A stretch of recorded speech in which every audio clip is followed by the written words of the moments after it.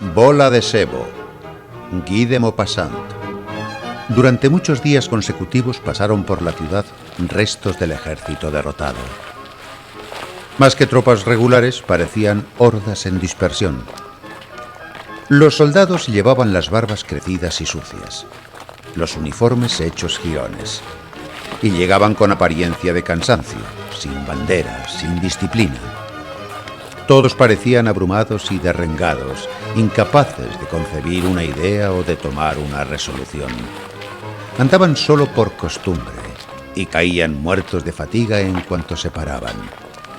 Los más eran movilizados, hombres pacíficos, muchos de los cuales no hicieron otra cosa en el mundo que disfrutar de sus rentas, y los abrumaba el peso del fusil. Otros eran jóvenes voluntarios impresionables, prontos al terror y al entusiasmo, dispuestos fácilmente a huir o a acometer. Y mezclados con ellos iban algunos veteranos aguerridos, restos de una división destrozada en un terrible combate. Artilleros de uniforme oscuro, alineados con reclutas de varias procedencias, entre los cuales aparecía el brillante casco de algún dragón tardo en el andar que seguía difícilmente la marcha ligera de los infantes.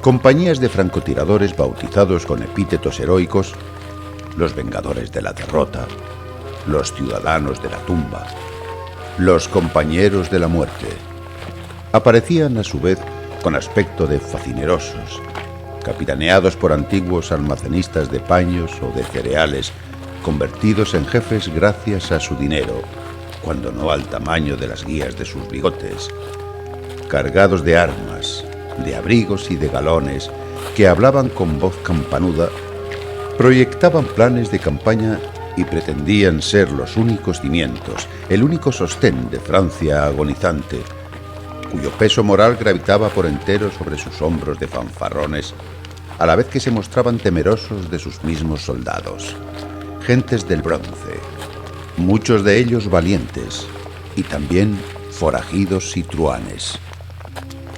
Por entonces se dijo que los prusianos iban a entrar en Rouen. La Guardia Nacional, que desde 2 meses atrás practicaba con gran lujo de precauciones prudentes reconocimientos en los bosques vecinos, fusilando a veces a sus propios centinelas y aprestándose al combate cuando un conejo hacía crujir la hojarasca, se retiró a sus hogares.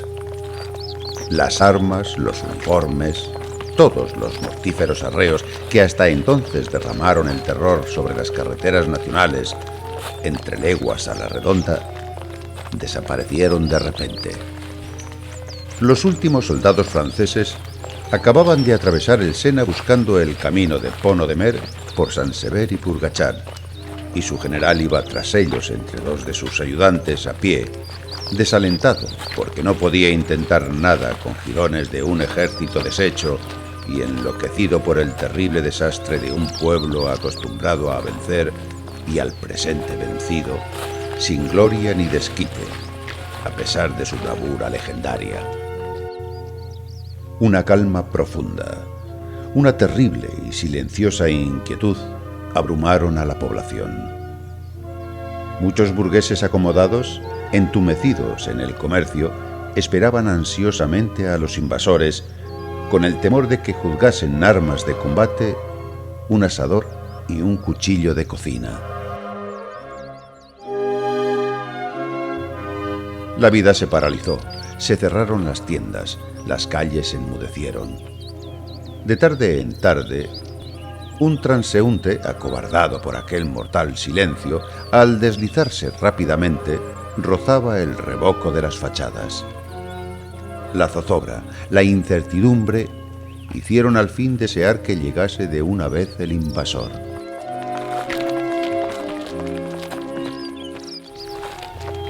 En la tarde del día que siguió a la marcha de las tropas francesas, aparecieron algunos ulanos, sin que nadie se diese cuenta de cómo ni por dónde, y atravesaron a galope la ciudad.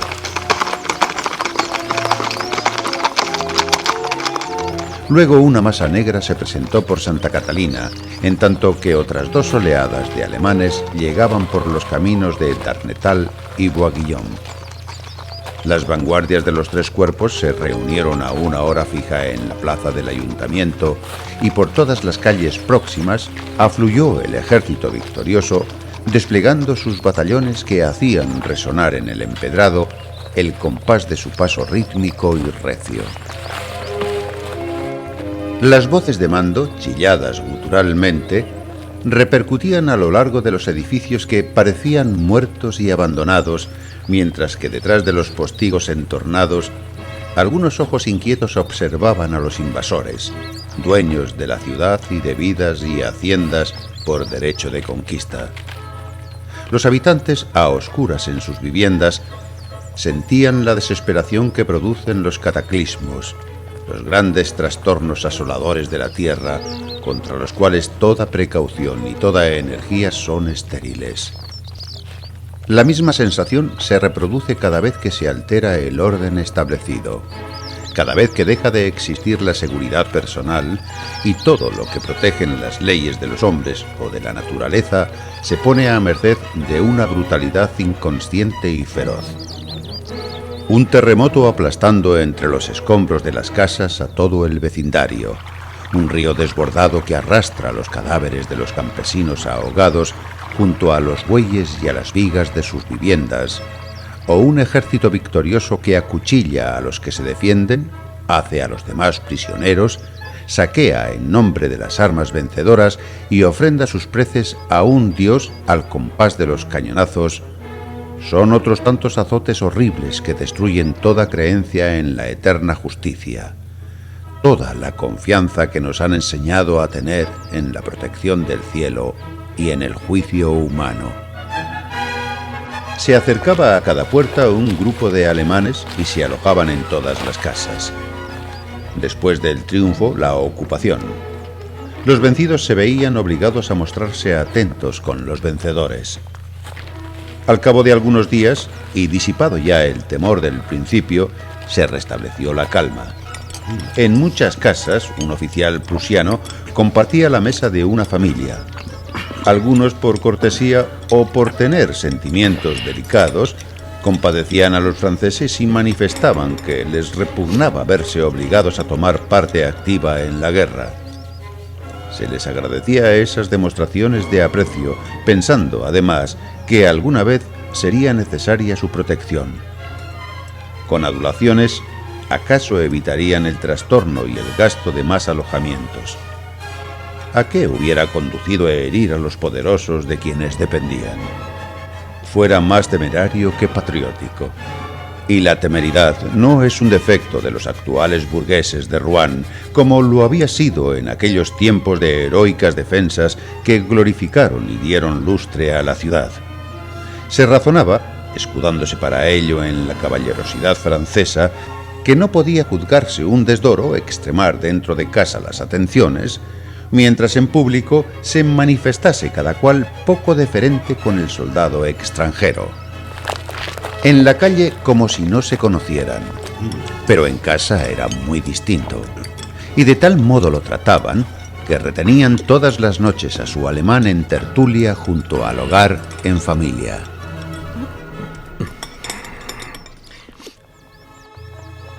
La ciudad recobraba poco a poco su plácido aspecto exterior. Los franceses no salían con frecuencia, pero los soldados prusianos transitaban por las calles a todas horas. Al fin y al cabo, los oficiales de húsares azules que arrastraban con arrogancia sus sables por las aceras no demostraban a los humildes ciudadanos mayor desprecio del que les habían manifestado el año anterior los oficiales cazadores franceses que frecuentaban los mismos cafés. Había, sin embargo, un algo especial en el ambiente. Algo sutil y desconocido. Una atmósfera extraña e intolerable, como una peste difundida. La peste de la invasión.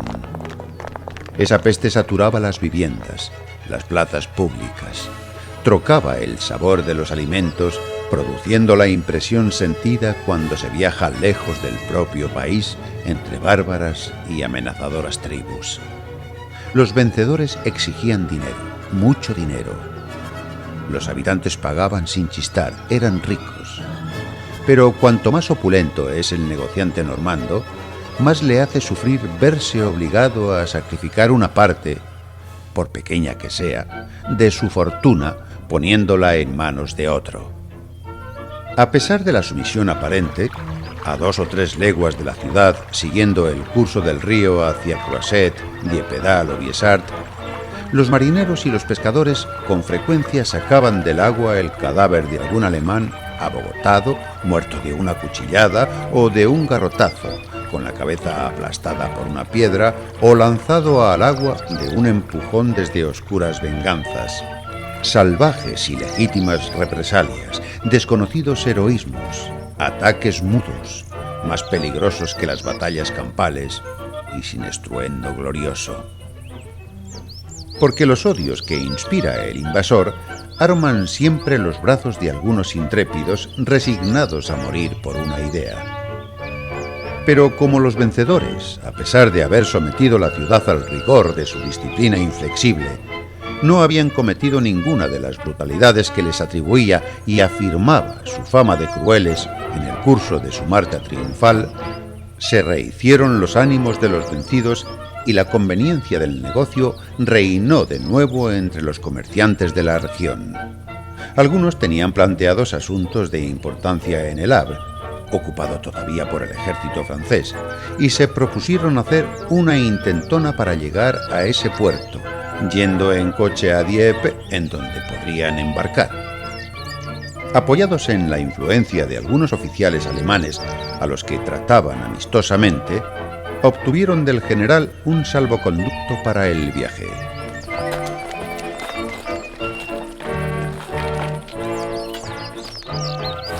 Así pues, se había prevenido una espaciosa diligencia de 4 caballos para 10 personas, previamente inscritas en el establecimiento de un alquilador de coches, y se fijó la salida para un martes muy temprano, con objeto de evitar la curiosidad y aglomeración de transeúntes. Días antes, las heladas habían endurecido ya la tierra, y el lunes, a eso de las 3, densos nubarrones, empujados por un viento norte, descargaron una tremenda nevada que duró toda la tarde y toda la noche. A eso de las 4:30 de la madrugada, los viajeros se reunieron en el patio de la posada normanda, en cuyo lugar debían tomar la diligencia. Llegaban muertos de sueño y tiritaban de frío, rebujados en sus mantas de viaje. Apenas se distinguían en la oscuridad, y la superposición de pesados abrigos daba el aspecto a todas aquellas personas de sacerdotes barrigudos, vestidos con sus largas sotanas. 2 de los viajeros se reconocieron. Otro los abordó y hablaron.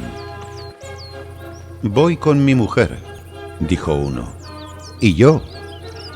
El primero añadió: «No pensamos volver a Rouen, y si los prusianos se acercan a El Havre, nos embarcaremos para Inglaterra». Los 3 eran de naturaleza semejante, y sin duda por eso tenían aspiraciones idénticas. Aún estaba el coche sin enganchar. Un farolito llevado por un mozo de cuadra, de cuando en cuando aparecía en una puerta oscura para desaparecer inmediatamente por otra. Los caballos herían con los cascos el suelo, produciendo un ruido amortiguado por la paja de sus camas. Y se oía una voz de hombre dirigiéndose a las bestias a intervalos razonable o blasfemadora. Un ligero rumor de cascabeles anunciaba el manejo de los arneses, cuyo rumor se convirtió bien pronto en un tintineo claro y continuo, regulado por los movimientos de una bestia. Cesaba de pronto y volvía a producirse con una brusca sacudida, acompañado por el ruido seco de las herraduras al chocar en las piedras. Cerróse de golpe la puerta. Cesó todo ruido. Los burgueses helados ya no hablaban, permanecían inmóviles y rígidos. Una espesa cortina de copos blancos se desplegaba continuamente, abrillantada y temblorosa, cubría la tierra, sumergiéndolo todo en una espuma helada, y sólo se oía en el profundo silencio de la ciudad el roce vago, inexplicable, tenue, de la nieve al caer, sensación más que ruido, encruzamiento de átomos ligeros que parecen llenar el espacio, cubrir el mundo. El hombre reapareció con su linterna tirando de un ronzal sujeto al morro de un rocín que le seguía de mala gana. Lo arrimó a la lanza, enganchó los tiros, dio varias vueltas en torno, asegurando los arneses. Todo lo hacía con una sola mano, sin dejar el farol que llevaba en la otra. Cuando iba de nuevo al establo para sacar la segunda bestia, reparó en los inmóviles viajeros blanqueados ya por la nieve y les dijo: ¿por qué no suben al coche y estarán resguardados al menos? Sin duda, no se les había ocurrido, y ante aquella invitación se precipitaron a ocupar sus asientos. Los tres maridos instalaron a sus mujeres en la parte anterior y subieron. Enseguida, otras formas borrosas y arropadas fueron instalándose como podían, sin hablar ni una palabra. En el suelo del carruaje había una buena porción de paja, en la cual se hundían los pies. Las señoras que habían entrado primero llevaban caloríferos de cobre con carbón químico, y mientras lo preparaban, charlaron a media voz. Cambiaban impresiones acerca del buen resultado de aquellos aparatos y repetían cosas que, de puro sabidas, debieron tener olvidadas. Por fin, una vez enganchados en la diligencia 6 rocines en vez de 4, porque las dificultades aumentaban con el mal tiempo, una voz desde el pescante preguntó: ¿han subido ya todos? Otro contestó desde dentro: sí, no falta ninguno. Y el cochero se puso en marcha. Avanzaba lentamente a paso corto. Las ruedas se hundían en la nieve. La caja entera crujía con sordos rechinamientos. Los animales resbalaban, resollaban, humeaban, y el gigantesco látigo de mayoral restallaba sin reposo, volteaba en todos sentidos, enrollándose y desenrollándose como una delgada culebra, y azotando bruscamente la grupa de algún caballo, que se agarraba entonces mejor gracias a un esfuerzo más grande. La claridad aumentaba imperceptiblemente. Aquellos ligeros copos que un viajero culto, natural de Rouen precisamente, había comparado a una lluvia de algodón, luego dejaron de caer. Un resplandor amarillento se filtraba entre los nubarrones pesados y oscuros, bajo cuyas sombras resaltaba más la resplandeciente blancura del campo, donde aparecía ya una hilera de árboles cubiertos de blanquísima escarcha, ya una choza con una caperuza de nieve. A la triste claridad de la aurora lívida, los viajeros empezaron a mirarse curiosamente. Ocupando los mejores asientos de la parte anterior, dormitaban uno frente a otro el señor y la señora Loiseau, almacenistas de vinos en la calle Grand Port. Antiguo dependiente de un vinatero, hizo fortuna continuando por su cuenta el negocio que había sido la ruina de su principal. Vendiendo barato un vino malísimo a los taberneros rurales, adquirió fama de pícaro redomado y era un verdadero normando, rebosante de astucia y jovialidad. Tanto como sus bribonadas, comentábase también sus agudezas, no siempre ocultas, y sus bromas de todo género. Nadie podía referirse a él sin añadir como un estribillo necesario: ese Loiseau es insustituible. De poca estatura, realzaba con una barriga hinchada como un globo la pequeñez de su cuerpo, al que servía de remate una faza revolada entre dos patillas canosas. Alta, robusta, decidida, con mucha entereza en la voz y seguridad en sus juicios, su mujer era el orden, el cálculo aritmético de los negocios de la casa, mientras que Loiseau atraía con su actividad bulliciosa. Junto a ellos iban sentados en la diligencia, muy dignos, como vástagos de una casta elegida, el señor Carré Lamandan y su esposa. Era el señor Carré Lamandan un hombre acaudalado, enriquecido en la industria algodonera, dueño de 3 fábricas, caballero de la Legión de Honor y diputado provincial. Se mantuvo siempre contrario al imperio y capitaneaba un grupo de oposición tolerante sin más objeto que hacerse valer sus condescendencias cerca del gobierno, al cual había combatido siempre con armas corteses, que así calificaba él mismo su política. La señora Carré Lamandan, mucho más joven que su marido, era el consuelo de los militares distinguidos, mozos y arrogantes que iban de guarnición a Rouen. Sentada junto a la señora de Loiseau, menuda, bonita, envuelta en su abrigo de pieles, contemplaba con los ojos lastimosos el lamentable interior de la diligencia. Inmediatamente a ellos se hallaban instalados el conde y la condesa Hubert de Breville, descendientes de uno de los más nobles y antiguos linajes de Normandía. El conde, viejo aristócrata de gallardo continente, hacía lo posible para exagerar con los artificios de su tocado su natural semejanza con el rey Enrique IV, el cual, según una leyenda gloriosa de la familia, gozó dándole fruto de bendición a una señora de Breville, cuyo marido fue, por esta honra singular, nombrado conde y gobernador de provincia. Colega del señor de Carré Lamandan en la Diputación Provincial, representaba en el departamento al partido orleanista. Su enlace con la hija de un humilde consignatario de Nantes fue incomprensible y continuaba pareciendo misterioso.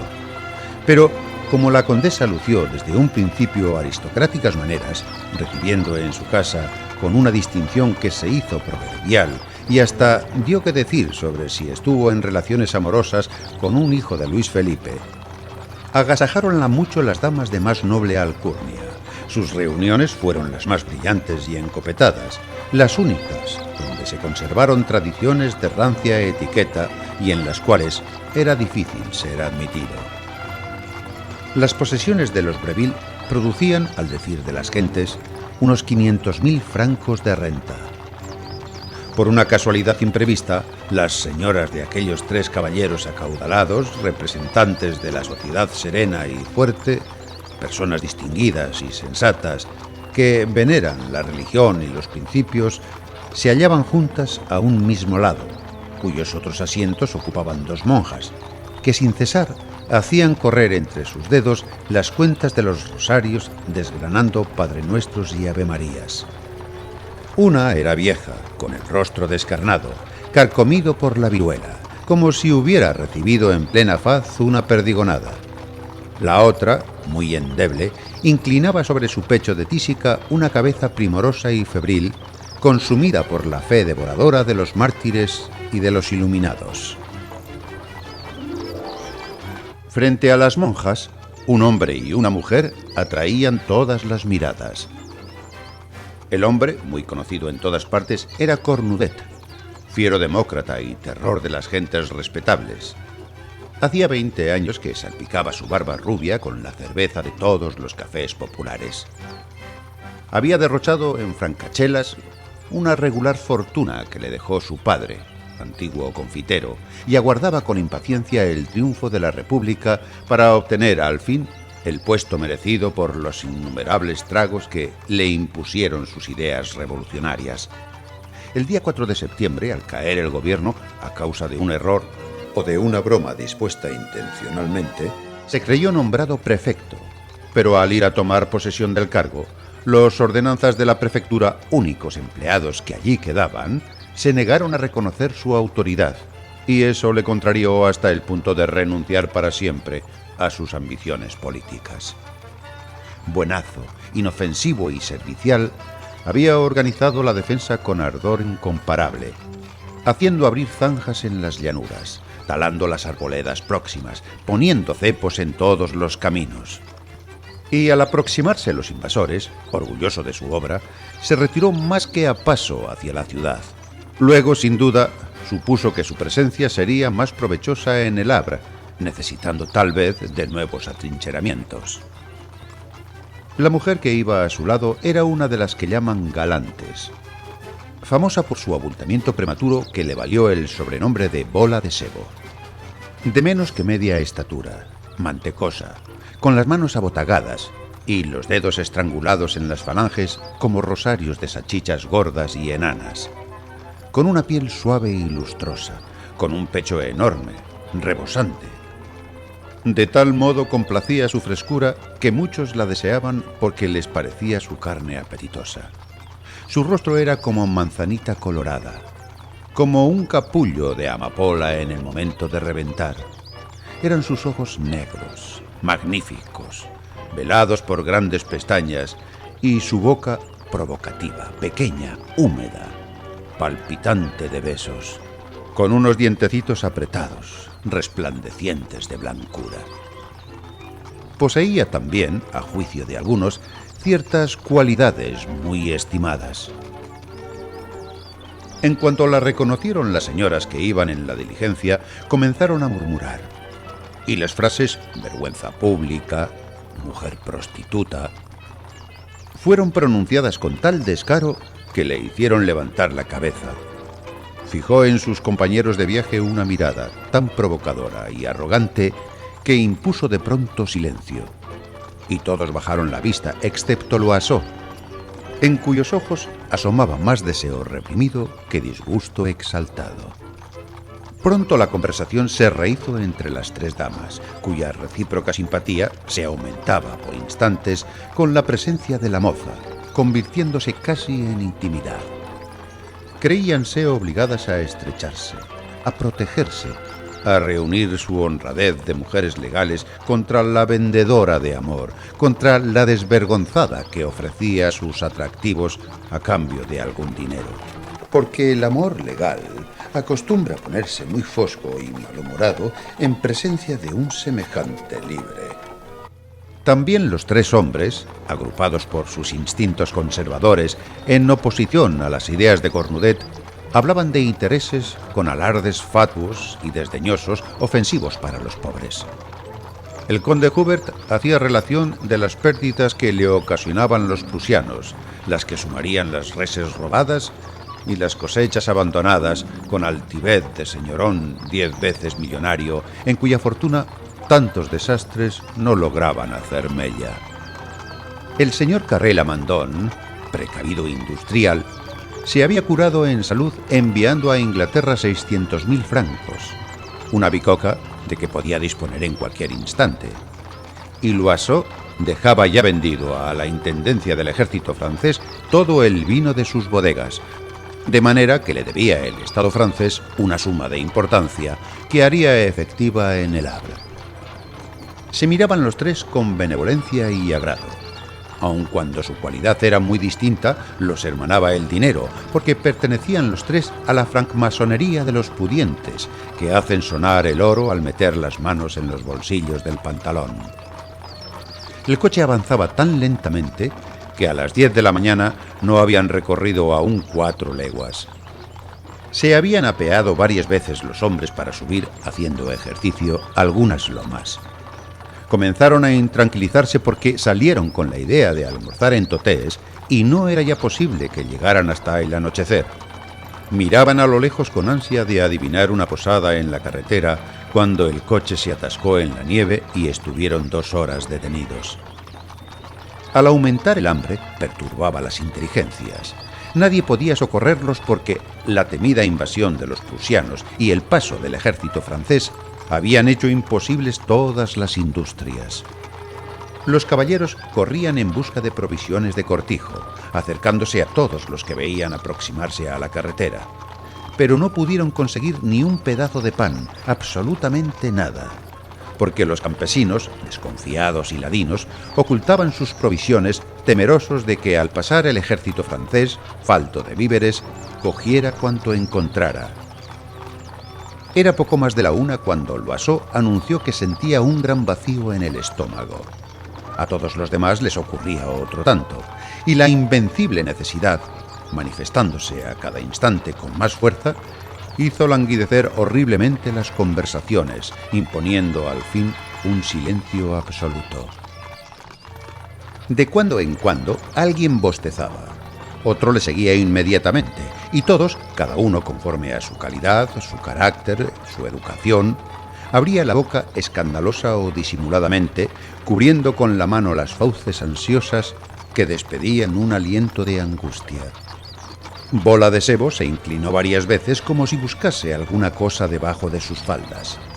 Vacilaba un momento contemplando a sus compañeros de viaje. Luego se erguía tranquilamente. Los rostros palidecían y se crispaban por instantes. Loiseau aseguraba que pagaría 1000 francos por un jamoncito.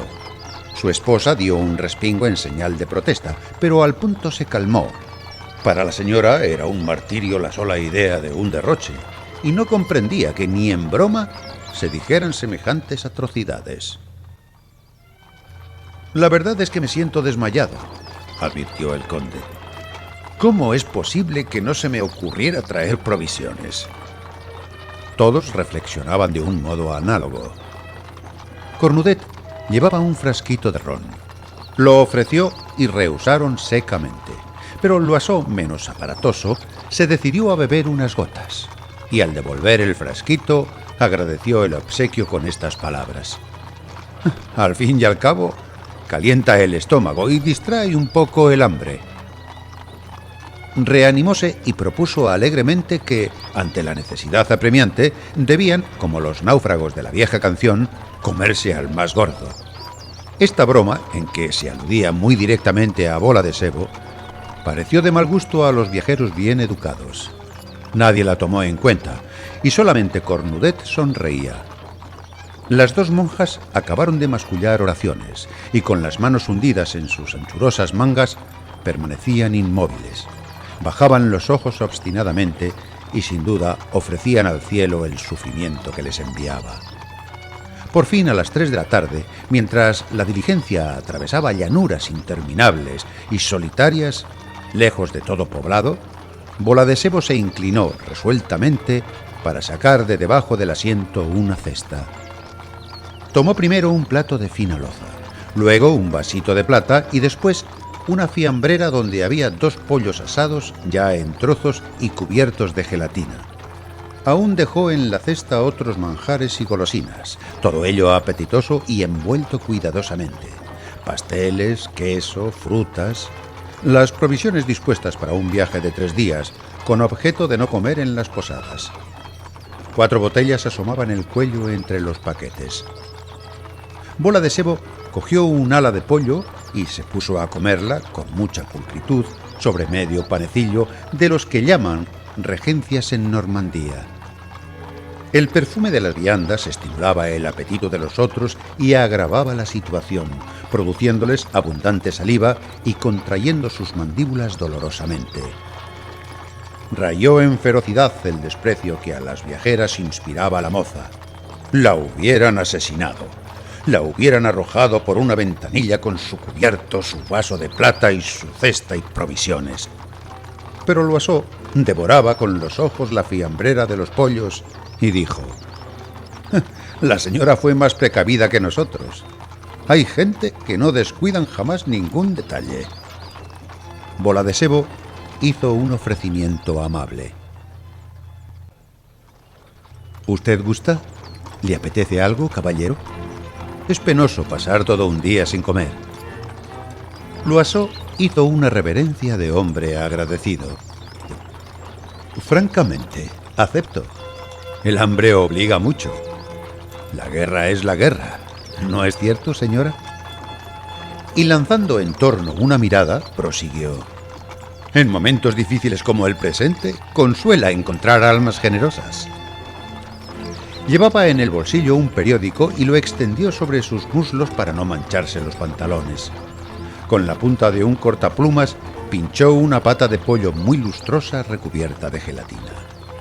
Le dio un bocado y comenzó a comer tan complacido que aumentó con su alegría la desventura de los demás, que no pudieron reprimir un suspiro angustioso. Con palabras cariñosas y humildes, Bola de Sebo propuso a las monjitas que tomaran algún alimento. Las dos aceptaron sin hacerse rogar, y con los ojos bajos se pusieron a comer deprisa después de pronunciar a media voz una frase de cortesía. Tampoco se mostró esquivo Cornudet a las insinuaciones de la moza, y con ella y las monjitas, teniendo un periódico sobre las rodillas de los cuatro, formaron en la parte posterior del coche una especie de mesa donde servirse. Las mandíbulas trabajaban sin descanso, abriéndose y cerrándose las bocas hambrientas y feroces. Loiseau, en un rinconcito, se despachaba muy a su gusto, queriendo convencer a su esposa para que se decidiera a imitarle. Resistíase la señora, pero al fin, víctima de un estremecimiento doloroso con floreos retóricos, pidióle permiso a su encantadora compañera de viaje para servir a la dama una tajadita. Bola de Sebo se apresuró a decir: «Cuanto usted guste», y sonriéndole con amabilidad, le entregó la fiambrera. Al destaparse la primera botella de Burdeos, se presentó un conflicto. Solo había un vaso de plata. Se lo iban pasando uno al otro después de restregar el borde con una servilleta. Cornudet, por galantería sin duda, quiso aplicar sus labios donde los había puesto la moza. Envueltos por la satisfacción ajena y sumidos en la propia necesidad, ahogados por las emanaciones provocadoras y excitantes de la comida, el conde y la condesa de Breville y el señor y la señora de Carré-Lamandan padecieron el suplicio espantoso que ha inmortalizado el nombre de Tántalo. De pronto, la monísima esposa del fabricante lanzó un suspiro que atrajo todas las miradas. Su rostro estaba pálido, compitiendo en blancura con la nieve que sin caer caía. Se cerraron sus ojos y su cuerpo languideció. Desmayóse. Muy emocionado, el marido imploraba un socorro que los demás, aturdidos a su vez, no sabían cómo procurarle, hasta que la mayor de las monjitas, apoyando la cabeza de la señora sobre su hombro, aplicó a sus labios el vaso de plata lleno de vino. La enferma se repuso, abrió los ojos, volvieron sus mejillas a colorearse y dijo, sonriente, que se hallaba mejor que nunca, pero lo dijo con la voz desfallecida. Entonces la monjita, insistiendo para que agotara el Burdeos que había en el vaso, advirtió: «Es hambre, señora. Es hambre lo que tiene usted». Bola de Sebo, desconcertada, ruborosa, dirigiéndose a los cuatro viajeros que no comían, balbució: «Yo les ofrecería con mucho gusto», pero se interrumpió, temerosa de ofender con sus palabras la susceptibilidad exquisita de aquellas nobles personas. Loiseau completó la invitación a su manera, librando de apuro a todos. «Caracoles, hay que amoldarse a las circunstancias. ¿No somos hermanos todos los hombres, hijos de Adán, criaturas de Dios? Basta de cumplidos y a remediarse caritativamente. ¿Acaso no encontremos ni un refugio para dormir esta noche? Al paso que vamos, ya será mañana muy entrado el día cuando lleguemos a Totés». Los cuatro dudaban, silenciosos, no queriendo asumir ninguno la responsabilidad que sobre un sí pesaría. El conde transigió, por fin, y dijo a la tímida moza, dando a sus palabras un tono solemne: «Aceptamos, agradecidos a su mucha cortesía». Lo difícil era el primer envite. Una vez pasado el Rubicón, todo fue como un guante. Vaciaron la cesta.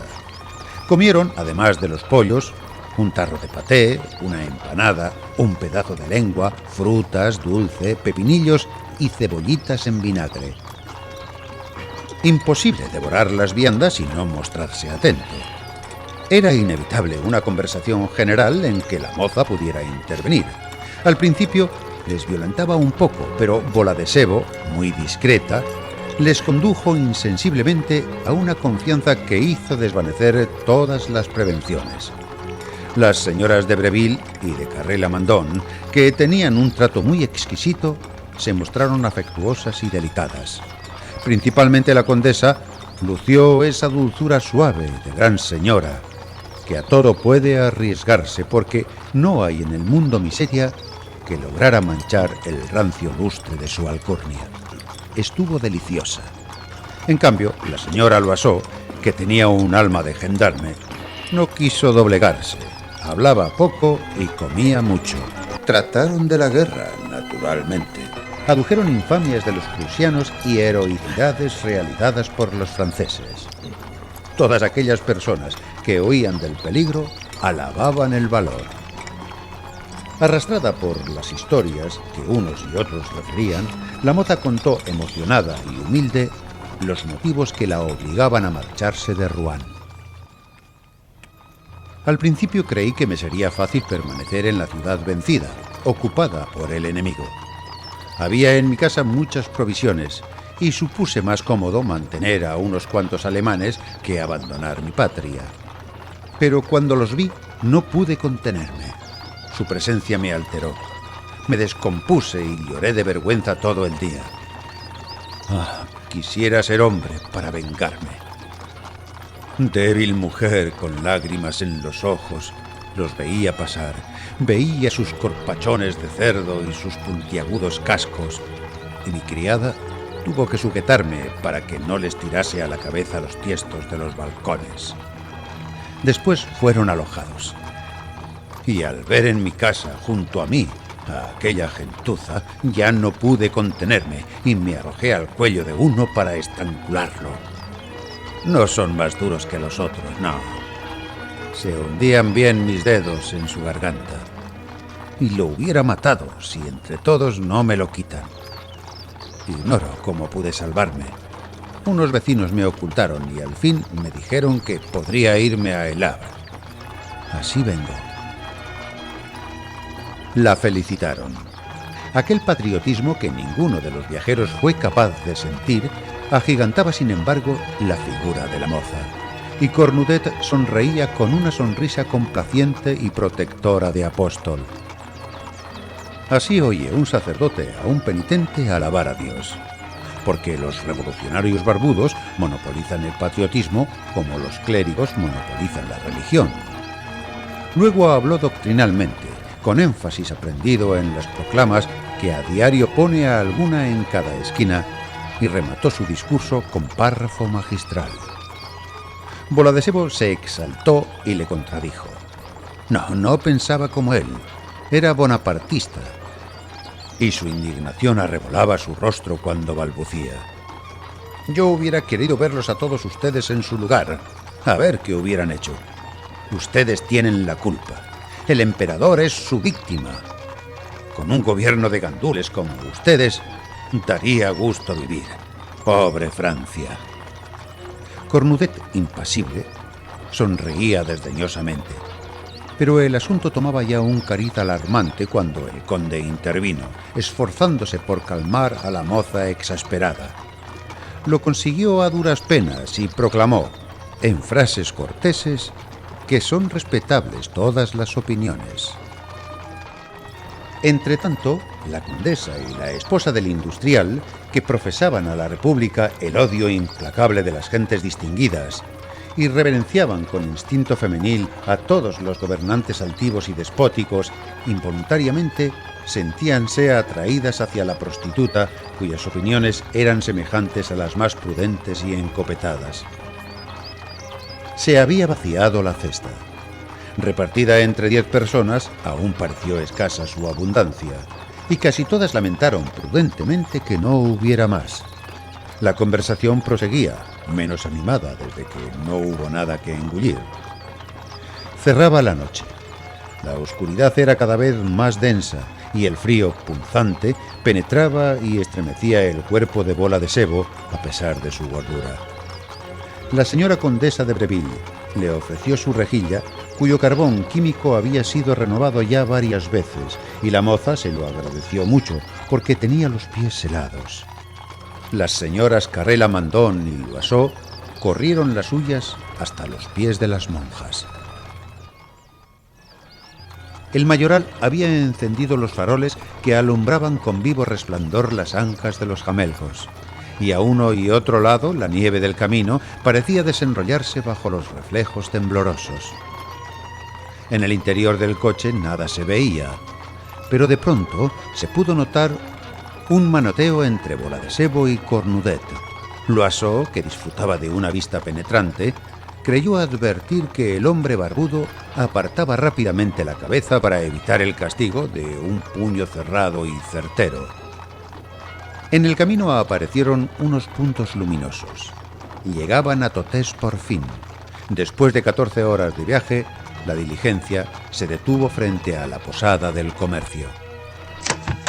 Abrieron la portezuela y algo terrible hizo estremecer a los viajeros. Eran los tropezones de la vaina de un sable cencerreando contra las losas. Al punto se oyeron unas palabras dichas por el alemán. La diligencia se había parado y nadie se apeaba, como si temieran que los acuchillasen al salir. Se acercó a la portezuela el mayoral con el farol en la mano y, alzando el farol, alumbró súbitamente las dos hileras de rostros pálidos, cuyas bocas abiertas y cuyos ojos turbios denotaban sorpresa y espanto. Junto al mayoral, recibiendo también el chorro de luz, aparecía un oficial prusiano, joven, excesivamente delgado y rubio, con el uniforme ajustado como un corsé, ladeada la gorra de plato que le daba el aspecto recadero de fonda inglesa. Muy largas y tiesas las guías del bigote que disminuían indefinidamente hasta rematar en un solo pelo rubio tan delgado que no era fácil ver dónde terminaba. Parecían tener las mejillas tirantes como su peso, violentando también las cisuras de la boca. El francés alsaciano indicó a los viajeros que se apearan. Las dos monjitas, humildemente, obedecieron las primeras con una santa docilidad propia de las personas acostumbradas a la sumisión. Luego el conde y la condesa. Enseguida el fabricante y su esposa.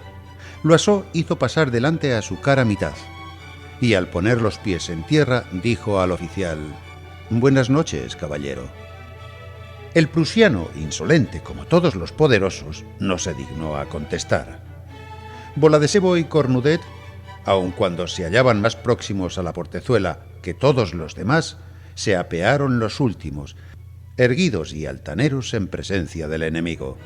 La moza trataba de contenerse y mostrarse tranquila. El revolucionario se resobaba la barba rubicunda con mano inquieta y algo temblona.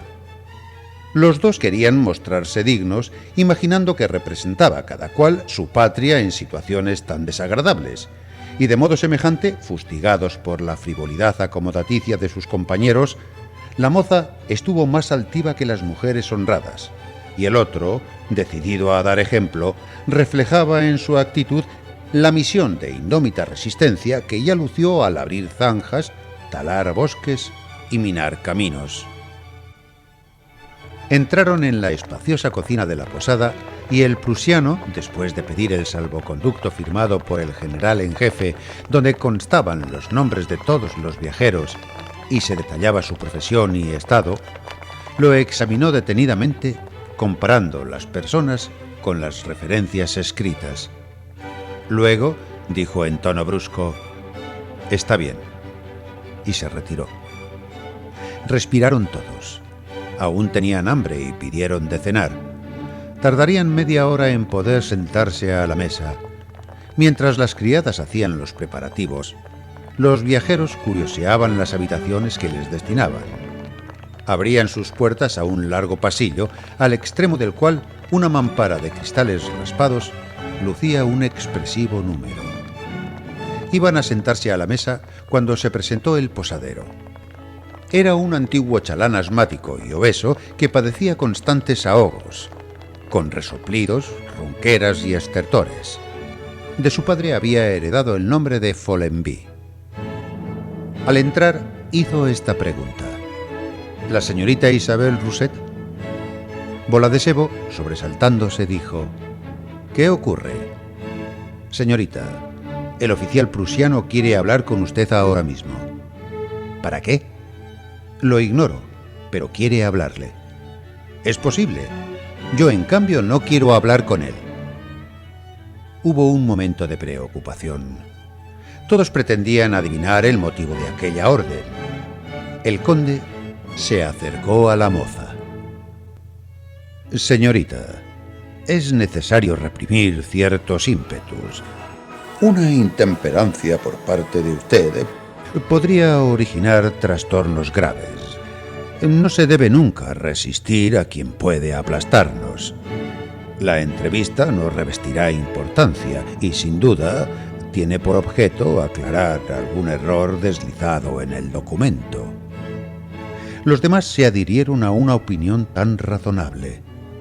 Instaron, suplicaron, sermonearon y, al fin, la convencieron, porque todos temían las complicaciones que pudieran sobrevenir. La moza dijo: «Lo hago solamente por complacerlos a ustedes». La condesa le estrechó la mano al decir: «Agradecemos el sacrificio». Bola de Sebo salió y aguardaron a servir la comida para cuando volviera. Todos hubieran preferido ser los llamados, temerosos de que la moza irascible cometiera una indiscreción, y cada cual preparaba en su magín varias insulseces para el caso de comparecer. Pero a los 5 minutos la moza reapareció, encendida, exasperada, balbuceando: «¡Miserable! ¡Ah, miserable!». Todos quisieron averiguar lo sucedido, pero ella no respondió a las preguntas y se limitaba a repetir: «Es asunto mío, solo mío, y a nadie más le importa». Como la moza se negó rotundamente a dar explicaciones, reinó el silencio en torno de la sopera humeante. Cenaron bien y alegremente, a pesar de los malos augurios. Como era muy aceptable la sidra, el matrimonio lo asó y las monjas la tomaron para economizar. Los otros pidieron vino, excepto Cornudet, que pidió cerveza. Tenía una manera especial de descorchar la botella, de hacer espuma, de contemplarla, inclinando el vaso, y de alzarlo para observar al trasluz su transparencia. Cuando bebía, sus barbas, de color de su brebaje predilecto, estremecíanse de placer. Guiñaba los ojos para no perder el vaso de vista y sorbía con tanta solemnidad como si aquella fuese la única misión de su vida. Se diría que parangoneaba en su espíritu hermanándolas, confundiéndolas en una, sus dos grandes pasiones, la cerveza y la revolución. Y seguramente no le fuera posible paladear aquella sin pensar en esta. El posadero y su mujer comían al otro extremo de la mesa. El señor Follenby, resoplando como una locomotora desportillada, tenía demasiado estertor para poder hablar mientras comía, pero ella no callaba ni un solo instante.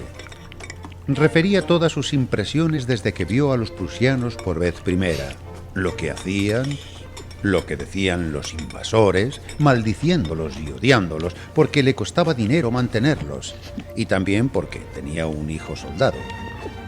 Se dirigía siempre a la condesa, orgullosa de que la oyese una dama de tanto fuste. Luego bajaba la voz para comunicar apreciaciones comprometidas. Y su marido, interrumpiéndola de cuando en cuando, aconsejaba: «Más prudente fuera callarse». Pero ella, sin hacer caso, proseguía: «Sí, señora, esos hombres no hacen más que atracarse de cerdo y papas, de papas y de cerdo. ¿Y no cree usted que son pulcros? Oh, nada pulcros. Todo lo ensucian y donde les apura, lo sueltan. Con perdón sea dicho. Hacen el ejercicio durante horas todos los días y anda por arriba y anda por abajo y vuelve a la derecha y vuelve a la izquierda. Si labrasen los campos o trabajasen en las carreteras de su país. Pero no, señora, esos militares no sirven para nada.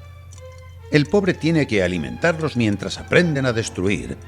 Yo soy una vieja sin estudios, a mí no me han educado, es cierto.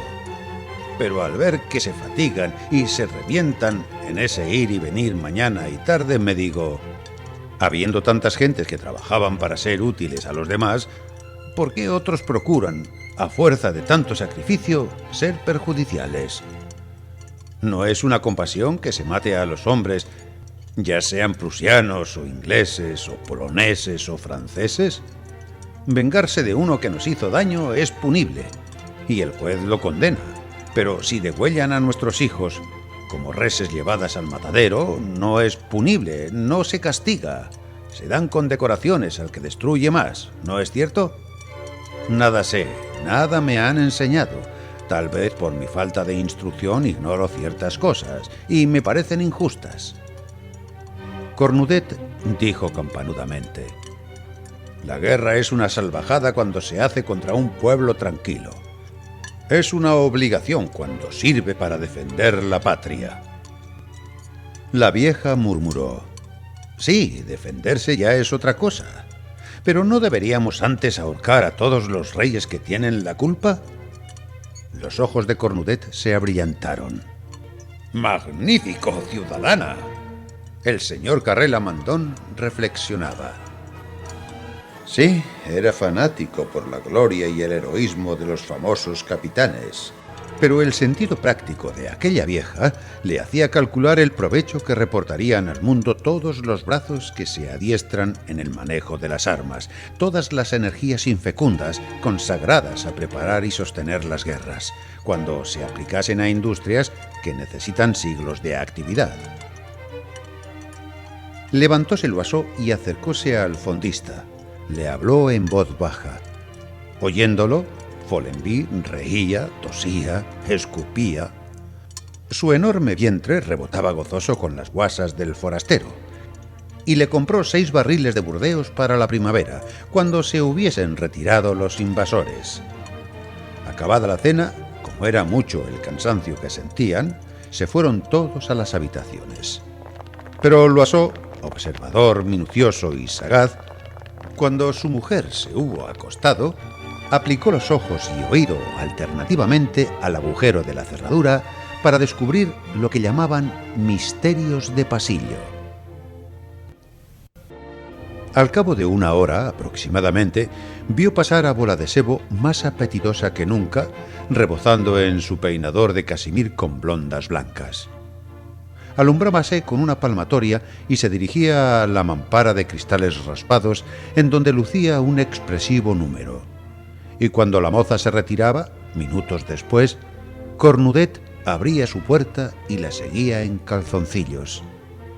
Hablaron y después Bola de Sebo defendía enérgicamente la entrada de su alcoba. Loiseau, a pesar de sus esfuerzos, no pudo comprender lo que decían, pero al fin, como levantaron la voz, cogió al vuelo algunas palabras. Cornudet, obstinado, resuelto, decía: ¿por qué no quieres? ¿Qué te importa? Ella, con indignada y arrogante apostura, le respondió: amigo mío, hay circunstancias que obligan mucho. No siempre se puede hacer todo, y además, aquí sería una vergüenza.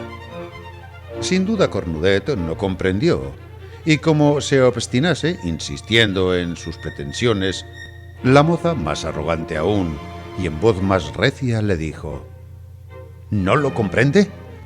Cuando hay prusianos en la casa, tal vez pared por medio. Y calló. Ese pudor patriótico de cantinera que no permite libertades frente al enemigo debió de reanimar la desfallecida fortaleza del revolucionario, quien, después de besarla para despedirse afectuosamente, se retiró a paso de lobo hasta su alcoba. Loiseau, bastante alterado, abandonó su observatorio. Hizo unas cabriolas y, al meterse de nuevo en la cama, despertó a su amiga y correosa compañera, la besó y le dijo al oído: ¿me quieres mucho, vida mía? Reinó el silencio en toda la casa, y al poco rato se alzó resonante en todas partes un ronquido que bien pudiera salir de la cueva o del desván, un ronquido alarmante, monstruoso, acompasado, interminable, con estremecimientos de caldera en ebullición. El señor Follenvie dormía. Como habían convenido en proseguir el viaje a las 8 de la mañana, todos bajaron temprano a la cocina, pero la diligencia, enfundada por la nieve, permanecía en el patio, solitaria, sin caballos y sin mayoral. En vano buscaban a éste por los desvanes y las cuadras. No encontrándolo dentro de la posada, salieron a buscarlo y se hallaron de pronto en la plaza, frente a la iglesia, entre casuchas de un solo piso donde se veían soldados alemanes. Uno pelaba patatas, otro, muy abrumado y grandote, acariciaba a una criatura de pecho que lloraba y la mecía sobre sus rodillas para que se calmase o se durmiese. Y las campesinas cuyos maridos y cuyos hijos estaban en las tropas de la guerra indicaban por signos a los vencedores obedientes los trabajos que debían hacer: cortar leña, encender lumbre, moler café. Uno lavaba la ropa a su patrona, pobre vieja impedida.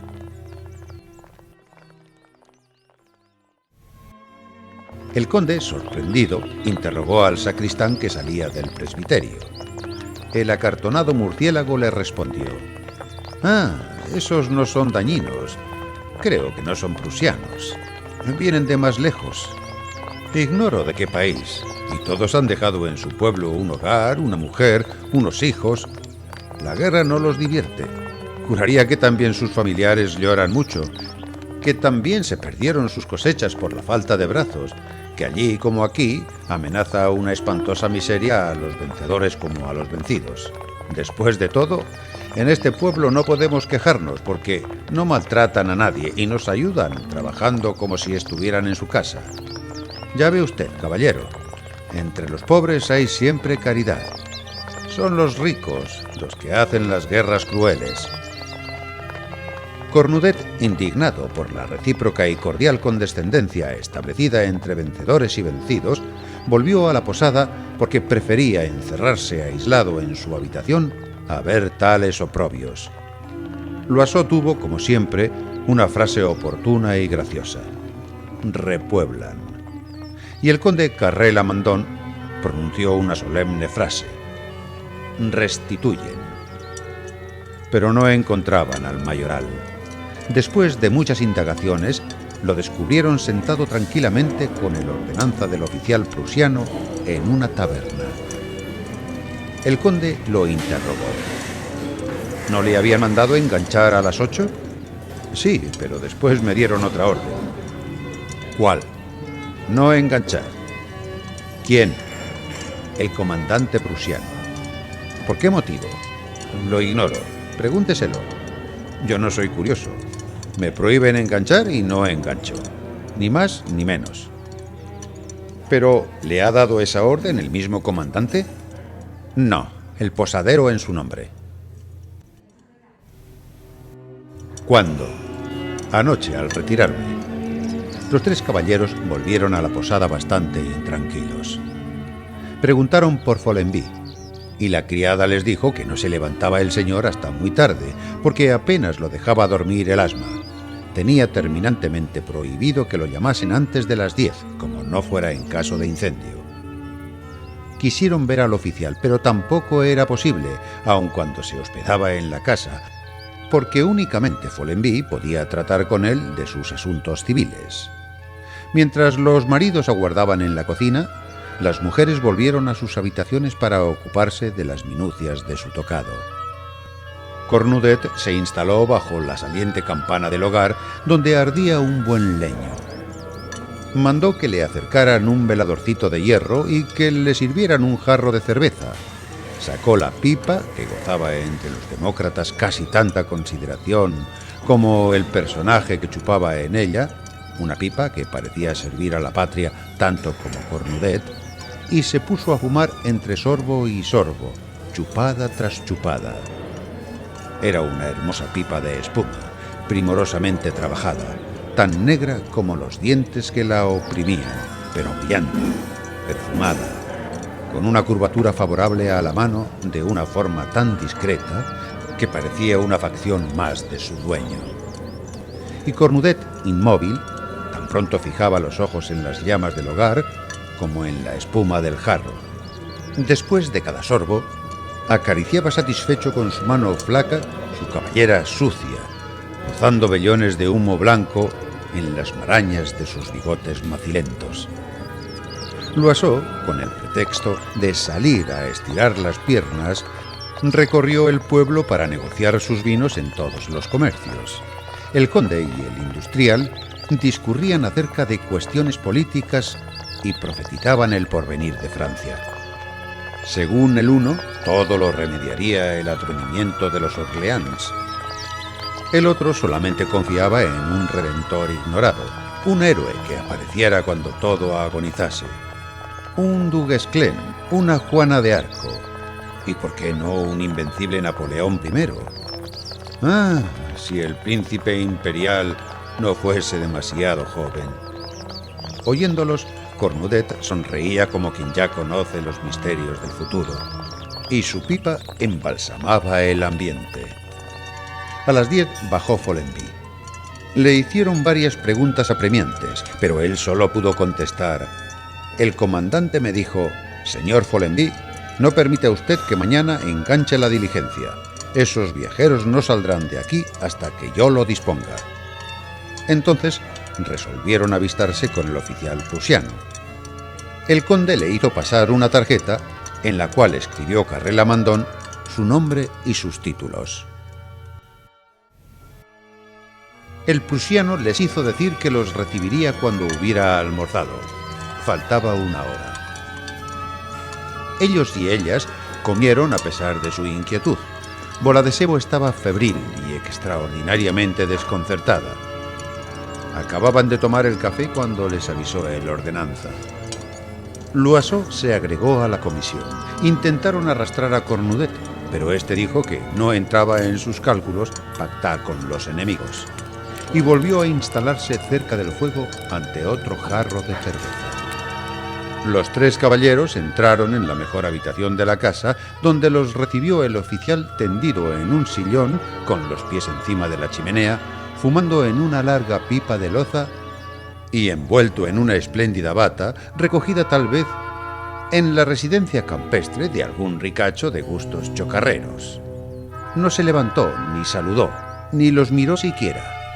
Magnífico ejemplar de la soberbia desfachatez acostumbrada entre los militares victoriosos. Luego dijo: ¿qué desean ustedes? El conde tomó la palabra. Deseamos proseguir nuestro viaje, caballero.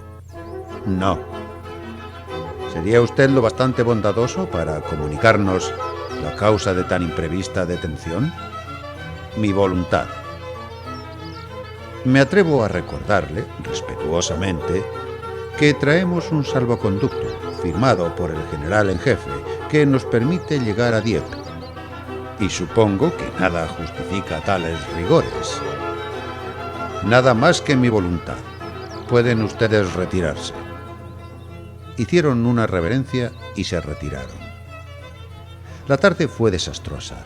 No sabían cómo explicar el capricho del prusiano y les preocupaban las ocurrencias más inverosímiles. Todos en la cocina se turbaban imaginando cuál pudiera ser el motivo de su detención. ¿Los conservarían como rehenes? ¿Por qué? ¿Los llevarían prisioneros? ¿Pedirían por su libertad un rescate de importancia? El pánico los enloqueció. Los más ricos se amilanaban con ese pensamiento. Se creían ya obligados, para salvar la vida en aquel trance, a derramar tesoros entre las manos de un militar insolente. Se derretían la sesera inventando embustes verosímiles, fingimientos engañosos que salvaran su dinero del peligro en que lo veían, haciéndolos aparecer como infelices arruinados. Loiseau, disimuladamente, guardó en el bolsillo la pesada cadena de oro de su reloj. Al oscurecer aumentaron sus aprensiones. Encendieron el quinqué y, como aún faltaban 2 horas para la comida, resolvieron jugar a la 31. Cornudet, hasta el propio Cornudet, apagó su pipa y cortésmente se acercó a la mesa. El conde cogió los naipes. Bola de Sebo hizo 31. El interés del juego ahuyentaba los temores. Cornudet pudo advertir que la señora y el señor Loiseau, de común acuerdo, hacían trampas. Cuando iban a servir la comida, Follenby apareció y dijo: el oficial prusiano pregunta si la señora Isabel Rousset se ha decidido ya. Bola de Sebo, en pie, al principio descolorida y luego arrebatada, sintió un impulso de cólera tan grande que de pronto no le fue posible hablar. Después dijo: contéstele a ese canalla sucio y repugnante que nunca me decidiré a eso. Nunca, nunca, nunca. El posadero se retiró. Todos rodearon a Bola de Sebo, solicitada, interrogada por todos para revelar el misterio de aquel recado. Negóse al principio, hasta que reventó exasperada. ¿Qué quiere? ¿Qué quiere? Nada, estar conmigo. La indignación instantánea no tuvo límites. Se alzó un clamoreo de protesta contra semejante iniquidad. Cornudet rompió su vaso al dejarlo violentamente sobre la mesa. Se emocionaban todos, como si a todos alcanzara el sacrificio exigido a la moza. El conde manifestó que los invasores inspiraban más repugnancia que terror, portándose como los antiguos bárbaros. Las mujeres prodigaban a Bola de Sebo una piedad noble y cariñosa. Cuando la efervescencia hubo pasado, comieron. Se habló poco, meditaban. Se retiraron pronto las señoras, y los caballeros organizaron una partida de escarté, invitando a Follenby con el propósito de sonsacarle con habilidad en averiguación de los recursos más convenientes para vencer la obstinada insistencia del prusiano. Pero Follenby solo pensaba en sus cartas, ajeno a cuanto se decía y sin contestar a las preguntas, limitándose a repetir: «Al juego, señores, al juego». Fijaba tan profundamente su atención en los naipes que hasta se olvidaba de escupir y respiraba con estertor angustioso. Producía en sus pulmones todos los registros del asma, desde los más graves y profundos a los chillidos roncos y destemplados que lanzan los polluelos cuando aprenden a cacarear. No quiso retirarse cuando su mujer, muerta de sueño, bajó en su busca, y la vieja se volvió sola porque tenía por costumbre levantarse con el sol, mientras su marido, de natural trasnochador, estaba siempre dispuesto a no acostarse hasta el alba. Cuando se convencieron de que no era posible arrancarle ni media palabra, lo dejaron para irse cada cual a su alcoba. Tampoco fueron perezosos para levantarse al otro día, con la esperanza que les hizo concebir su deseo cada vez mayor de continuar libremente su viaje. Pero los caballos descansaban en los pesebres. El mayoral no comparecía. Entretuviéronse dando paseos en torno de la diligencia. Desayunaron silenciosos, indiferentes ante Bola de Sebo. Las reflexiones de la noche habían modificado sus juicios. Odiaban a la moza por no haberse decidido a buscar en secreto al prusiano, preparando un alegre despertar, una sorpresa muy agradable a sus compañeros. ¿Había nada más justo? ¿Quién lo hubiera sabido? Pudo salvar las apariencias, dando a entender al oficial prusiano que cedía para no perjudicar a tan ilustres pasajeros. ¿Qué importancia pudo tener su complacencia para una moza como Bola de Sebo? Reflexionaban así todos, pero ninguno declaraba su opinión. Al mediodía, para distraerse del aburrimiento, propuso el conde que diesen un paseo por las afueras. Se abrigaron bien y salieron. Solo Cornudet prefirió quedarse junto a la lumbre, y las dos monjas pasaban las horas en la iglesia o en casa del párroco. El frío, cada vez más intenso, les pellizcaba las orejas y las narices. Los pies les dolían al andar. Cada paso era un martirio.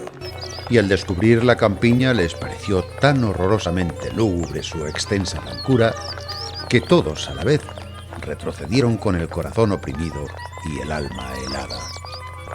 Las cuatro señoras iban y las seguían a corta distancia los tres caballeros. Loiseau, muy seguro de que los otros pensaban como él, preguntó si aquella mala pécora no daba señales de acceder para evitarles que se prolongara indefinidamente su detención. El conde, siempre cortés, dijo que no podía exigirle a una mujer sacrificio tan humillante cuando ella no se lanzaba por impulso propio. El señor Carré-Lamandogne hizo notar que si los franceses, como estaba proyectado, tomaran de nuevo la ofensiva por Dieppe, la batalla probablemente se desarrollaría en Totés. Puso a los otros dos en cuidado semejante ocurrencia.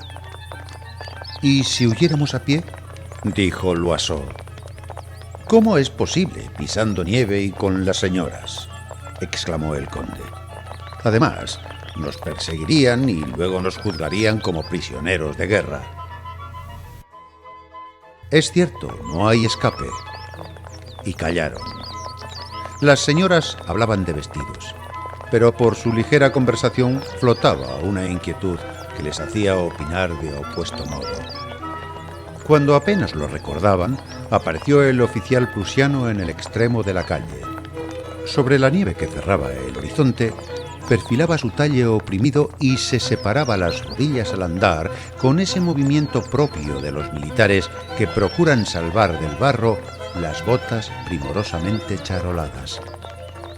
Inclinóse al pasar junto a las damas y miró despreciativo a los caballeros, los cuales tuvieron suficiente coraje para no descubrirse, aun cuando Loiseau echase mano al sombrero. La moza se ruborizó hasta las orejas, y las tres señoras casadas padecieron la humillación de que las viera el prusiano en la calle con la mujer a la cual trataba él tan groseramente. Y hablaron de su empaque, de su rostro. La señora Carré-Lamantin, que por haber sido amiga de muchos oficiales podía opinar con fundamento, juzgó al prusiano aceptable y hasta se dolió de que no fuera francés, muy segura de que seduciría con el uniforme de húsar a muchas mujeres. Ya en casa no se habló más del asunto. Se intercambiaron algunas actitudes con motivos insignificantes. La cena, silenciosa, terminó pronto, y cada uno fue a su alcoba con ánimo de buscar en el sueño un recurso contra el hastío. Bajaron por la mañana con los rostros fatigados. Se mostraron irascibles, y las damas apenas dirigieron la palabra a bola de sebo. La campana de la iglesia tocó a Gloria. La muchacha recordó al pronto su casi olvidada maternidad, pues tenía una criatura en casa de unos labradores de Yvetot. El anunciado bautizo la enterneció y quiso asistir a la ceremonia. Ya libres de su presencia, reunidos los demás, se agruparon comprendiendo que tenían algo que decirse, algo que acordar. Se le ocurrió a Loiseau proponer al comandante que se quedara con la moza y dejase a los otros proseguir tranquilamente su viaje. Follenby fue con la embajada y volvió al punto, porque, sin oírle siquiera, el oficial repitió que ninguno se iría mientras él no quedara complacido. Entonces, el carácter populachero de la señora Loiseau la hizo estallar. «No podemos envejecer aquí. ¿No es el oficio de la moza complacer a todos los hombres? ¿Cómo se permite rechazar a uno? Sí la conoceremos. En Rouen lo arrebaña todo. Hasta los cocheros tienen que ver con ella». «Sí, señora. El cochero de la prefectura. Lo sé de buena tinta, como que toman vino de casa. Y hoy, que podría sacarnos de un apuro sin la menor violencia, hoy hace dengues la muy zorra. En mi opinión, ese prusiano es un hombre muy correcto. Ha vivido sin trato de mujeres muchos días. Hubiera preferido, seguramente, a cualquiera de nosotras.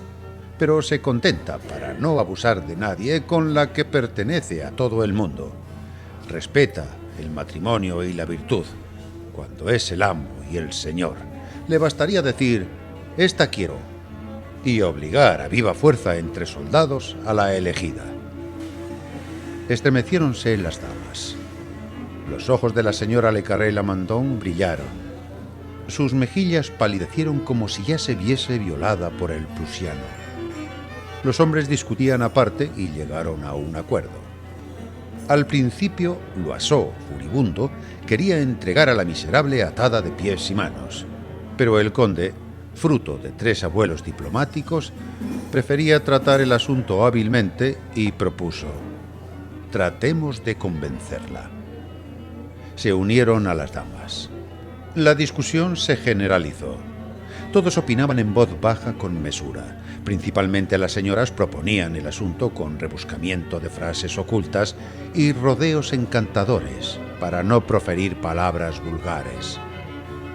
Alguien que de pronto la hubiera oído sin duda no sospechara el argumento de la conversación. De tal modo, se cubrían con flores las torpezas audaces. Pero como el baño de pudor que defiende a las damas distinguidas en sociedad es muy tenue, aquella brutal aventura las divertía, sintiéndose a gusto en su elemento, interviniendo en un lance de amor con la sensualidad propia de un cocinero goloso que prepara una cena exquisita sin poder probarla siquiera. Se alegraron porque la historia les hacía mucha gracia. El conde se permitió alusiones bastante atrevidas, pero decorosamente apuntadas, que hicieron sonreír. Loiseau estuvo menos correcto, y sus audacias no lastimaron los oídos pulcros de sus oyentes. La idea expresada brutalmente por su mujer persistía en los razonamientos de todos. ¿No es el oficio de la moza complacer a los hombres? ¿Cómo se permite rechazar a uno? La delicada señora Carré Lamandogne imaginaba tal vez que, puesta en tan duro trance, rechazaría menos al prusiano que a otro cualquiera. Prepararon el bloqueo, lo que tenía que decir cada uno y las maniobras correspondientes. Quedó en regla el plan de ataque, los amaños y astucias que deberían abrir al enemigo la ciudadela viviente. Cornudet no entraba en la discusión, completamente ajeno al asunto. Estaban todos tan preocupados que no sintieron llegar a Bola de Sebo, pero el conde, advertido al punto, hizo una señal que los demás comprendieron.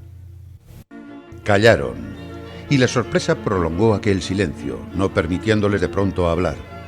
La condesa, más versada en disimulos y tretas de salón, dirigió a la moza esta pregunta.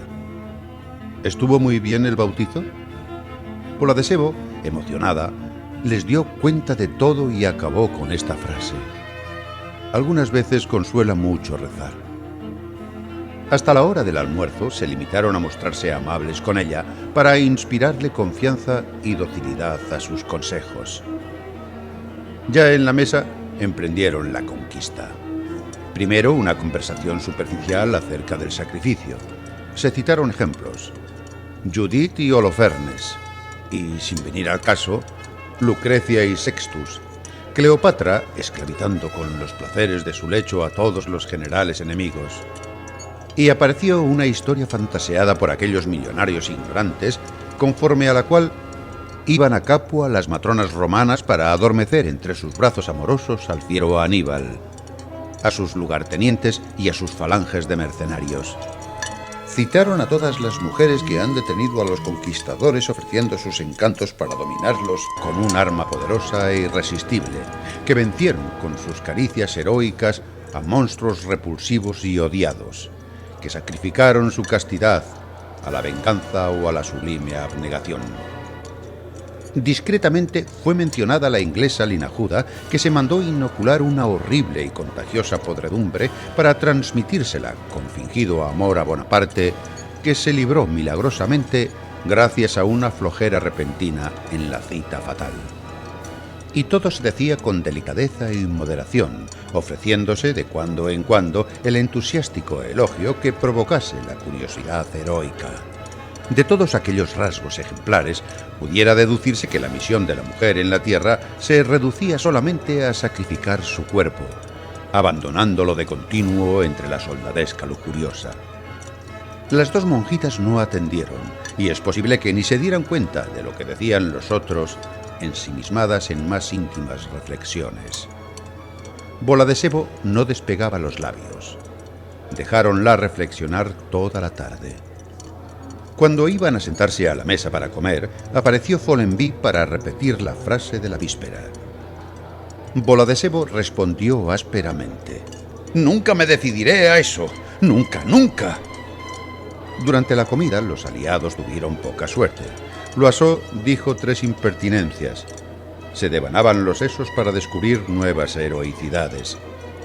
Y sin que saltase al paso ninguneado, cuando la condesa, tal vez sin pretenderlo, sintiendo una irresistible comezón de rendir a la iglesia un homenaje, se dirigió a una de las monjas, la más respetable por su edad, y le rogó que refiriese algunos actos heroicos de la historia de los santos que habían cometido excesos criminales para humanos ojos y apetecidos por la divina piedad, que los juzgaba conforme a la intención, sabedora de que se ofrecían a la gloria de Dios o a la salud y provecho del prójimo. Era un argumento contundente.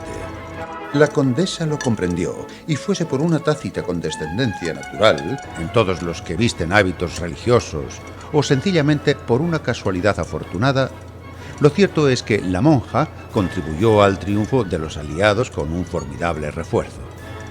La habían juzgado tímida, y se mostró arrogante, violenta, elocuente. No tropezaba en incertidumbres causísticas. Era su doctrina como una barra de acero.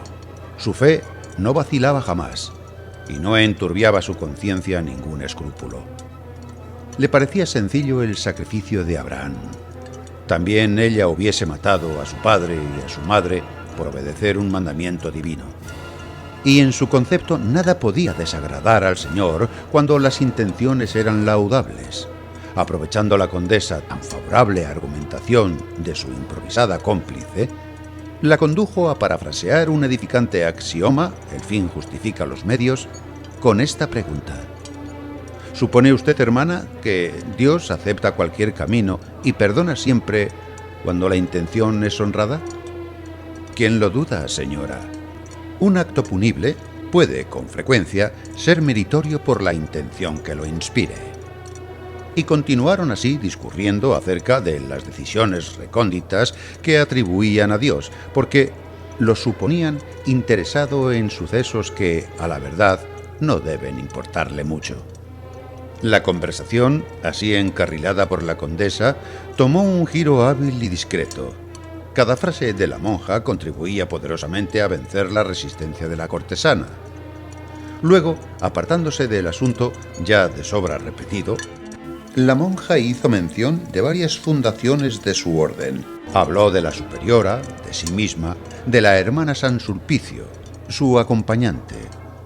Iban llamadas a El Havre para asistir a cientos de soldados con viruela.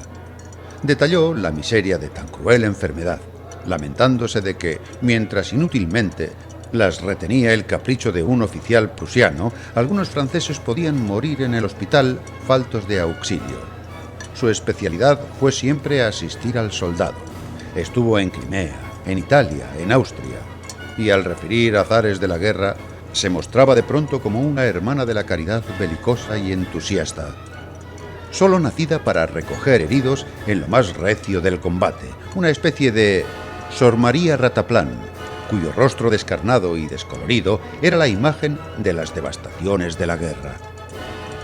Cuando hubo terminado, el silencio de todos afirmó la oportunidad de sus palabras. Después de cenar se fue cada cual a su alcoba, y al día siguiente no se reunieron hasta la hora del almuerzo. La condesa propuso, mientras almorzaban, que debieran ir de paseo por la tarde, y el conde, que llevaba del brazo a la moza en aquella excursión, se quedó rezagado. Todo estaba convenido. En tono paternal, franco y un poquito displicente, propio de un hombre serio que se dirige a un pobre ser, la llamó niña con dulzura. Desde su elevada posición social y su honradez indiscutible, y sin preámbulos, se metió de lleno en el asunto. ¿Prefiere vernos aquí, víctimas del enemigo y expuestos a sus violencias, a las represalias que seguirán indiscutiblemente a una derrota? ¿Lo prefiere usted a doblegarse a una liberalidad, muchas veces por usted consentida? La moza callaba. El conde insistía, razonable y atento, sin dejar de ser el señor conde, muy galante con afabilidad, hasta con ternura, si la frase lo exigía.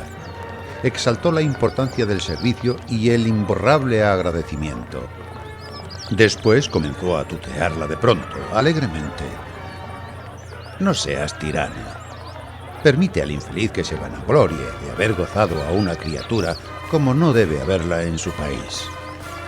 La moza, sin despegar los labios, fue a reunirse con el grupo de señoras.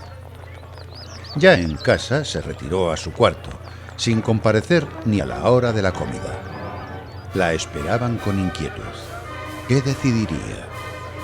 Al presentarse Follenby, dijo que la señora Isabel se hallaba indispuesta, que no la esperasen. Todos aguzaron el oído. El conde se acercó al posadero y le preguntó en voz baja: ¿Ya está? Sí. Por decoro no preguntó más. Hizo una mueca de satisfacción dedicada a sus acompañantes, que respiraron satisfechos, y se reflejó una retozante sonrisa en los rostros. Loiseau no pudo contenerse. ¡Caramba! Convido champaña para celebrarlo. Y se le amargaron a la señora Loiseau aquellas alegrías cuando apareció Follenby con 4 botellas. Mostrándose a cual más comunicativo y bullicioso, rebosaba en sus almas un goce fecundo. El conde advirtió que la señora Carré-Lamandan era muy apetecible, y el industrial tuvo frases insinuantes para la condesa. La conversación chisporroteaba graciosa, vivaracha, jovial. De pronto, Loiseau, con los ojos muy abiertos y los brazos en alto, aulló: ¡Silencio! Todos callaron estremecidos. ¡Chst! Y arqueaba mucho las cejas para imponer atención. Al poco rato dijo con suma naturalidad: Tranquilícense, todo va como la seda. Pasado el susto, le rieron la gracia. Luego repitió la broma. ¡Chst! Y cada 15 minutos insistía, como si hablara con alguien del piso alto, daba consejos de doble sentido, producto de su ingenio de comisionista. Ponía de pronto la cara larga y suspiraba al decir: «Pobrecita». O mascullaba una frase rabiosa: «Prusiano asqueroso». Cuando estaban distraídos, gritaba: «¡No más! ¡No más!». Y como si reflexionase, añadía entre dientes: «Con tal que volvamos a verla y no la haga morir el miserable». A pesar de ser aquellas bromas de gusto deplorable, divertían a los que las toleraban y a nadie indignaron, porque la indignación, como todo, es relativa y conforme al medio en que se produce. Y allí respiraban un aire infestado por todo género de malicias impúdicas. Al fin, hasta las damas hacían alusiones ingeniosas y discretas. Se había bebido mucho, y los ojos encandilados chisporroteaban. El conde, que hasta en sus abandonos conservaba su respetable apariencia, tuvo una graciosa oportunidad, comparando su goce al que pueden sentir los exploradores polares bloqueados por el hielo cuando ven abrirse un camino hacia el sur. Loiseau, alborotado, levantóse a brindar. «¡Por nuestro rescate!». En pie aclamaban todos, y hasta las monjitas, cediendo a la general alegría, humedecían sus labios en aquel vino espumoso que no habían probado jamás. Les pareció algo así como limonada gaseosa, pero más fino. Loiseau advertía: «¡Qué lástima! Si hubiera un piano podríamos bailar un rigodón». Cornudet, que no había dicho ni media palabra, hizo un gesto desapacible. Parecía sumergido en pensamientos graves, y de cuando en cuando estirábase las barbas con violencia, como si quisiera alargarlas más aún. Hacia medianoche, al despedirse Loiseau, que se tambaleaba, le dio un manotazo en la barriga, tartamudeando: «¿No está usted satisfecho?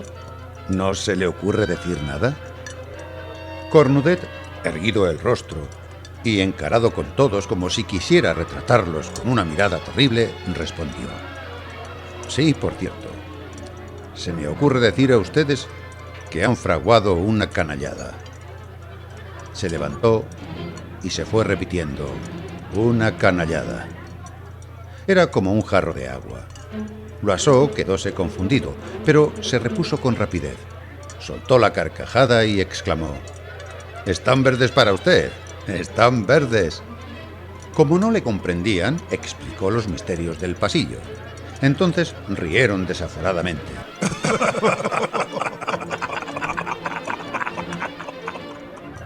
parecían locos de júbilo. El conde y el señor Carré-Lamandan lloraban de tanto reír. ¡Qué historia! Era increíble. ¿Pero está usted seguro? Tan seguro como que lo vi. ¿Y ella se negaba? Por la proximidad vergonzosa del prusiano. ¿Es cierto? Ciertísimo. Pudiera jurarlo. El conde se ahogaba de risa.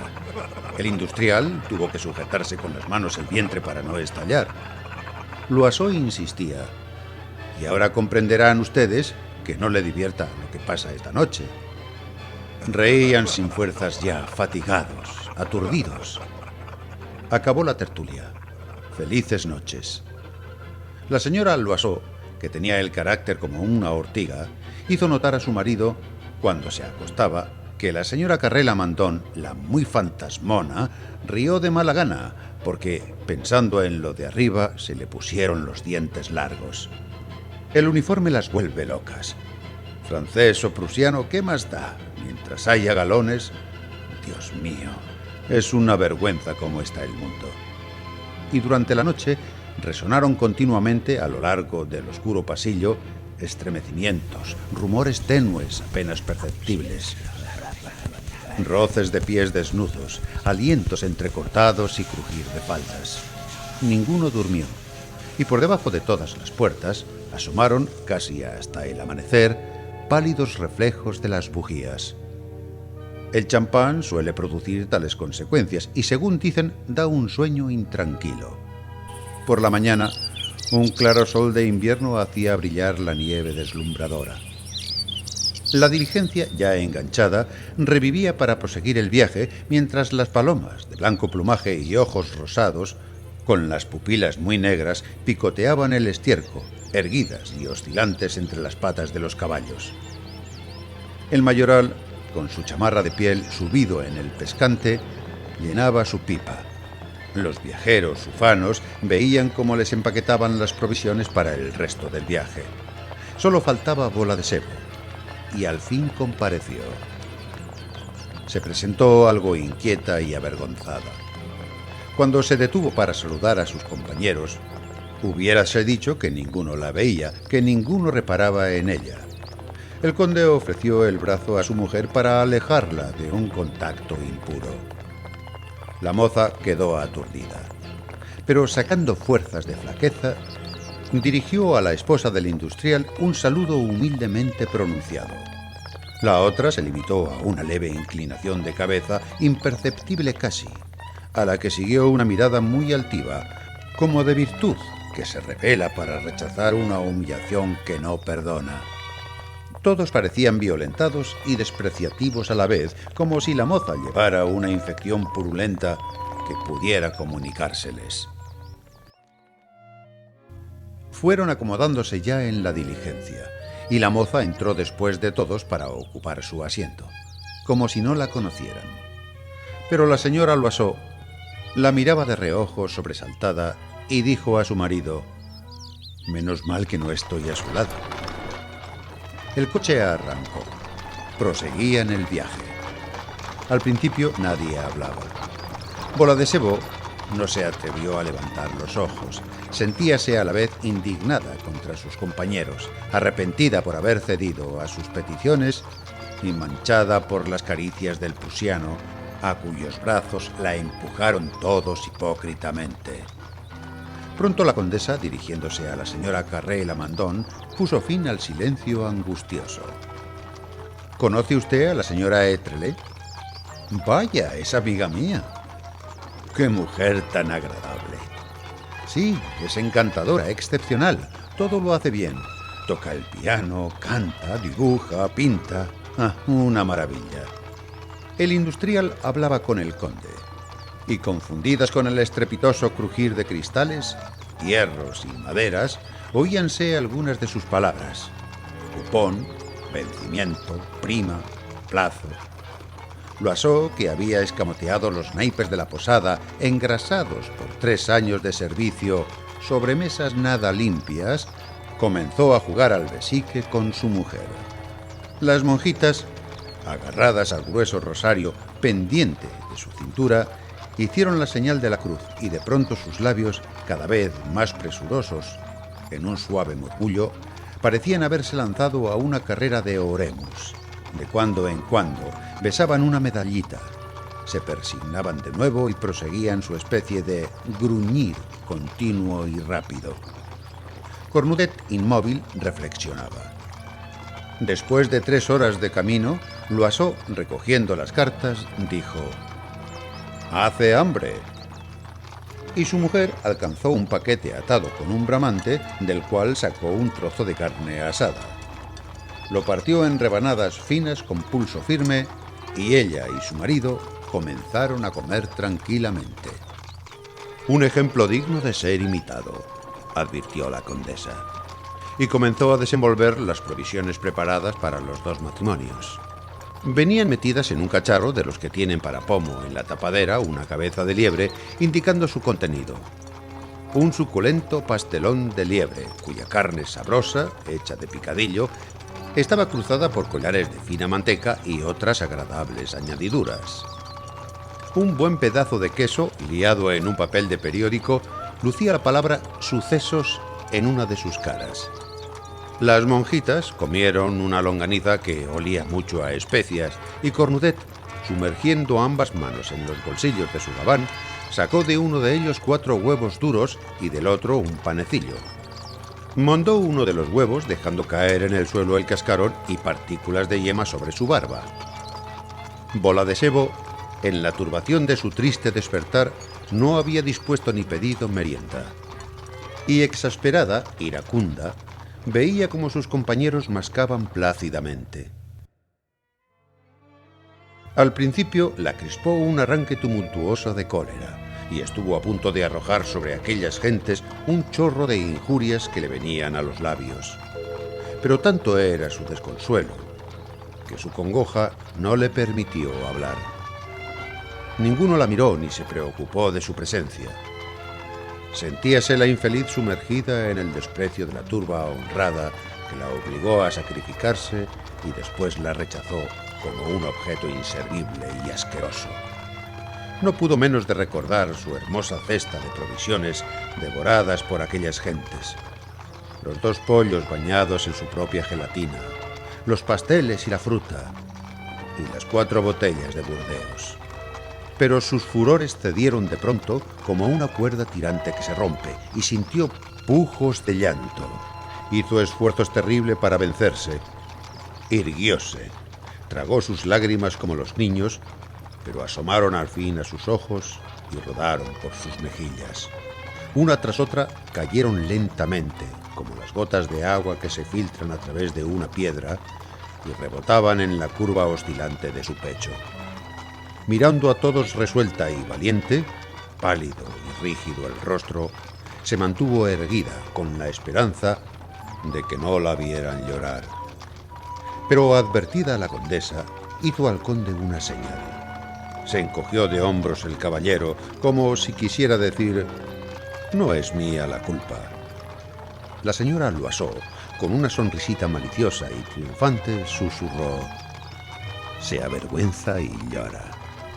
Las monjitas reanudaron su rezo después de envolver en papel el sobrante de longaniza. Y entonces Cornudet, que digería los 4 huevos duros, estiró sus largas piernas bajo el asiento delantero, reclinóse, cruzó los brazos y, sonriente, como un hombre que acierta con una broma pesada, comenzó a canturrear la marsellesa. En todos los rostros pudo advertirse que no era el himno revolucionario del gusto de los viajeros. Nerviosos, desconcertados, intranquilos, removíanse, manoteaban. Ya solamente les faltó aullar como los perros al oír un organillo. Y el demócrata, en vez de callarse, amenizó el bromazo añadiendo a la música su letra: «Patrio amor que a los hombres encanta. Conduce nuestros brazos vengadores. Libertad, libertad sacrosanta, combate por tus fieles defensores». Avanzaba mucho la diligencia sobre la nieve ya endurecida, y hasta Dieppe, durante las eternas horas de aquel viaje, Sobre los baches del camino, bajo el cielo pálido y triste del anochecer, en la oscuridad lóbrega del coche, proseguía con una obstinación rabiosa el canturreo vengativo y monótono, obligando a sus irascibles oyentes a rimar sus crispaciones con la medida y los compases del odioso cántico. Y la moza lloraba sin cesar. A veces un sollozo, que no podía contener, se mezclaba con las notas del himno entre las tinieblas de la noche.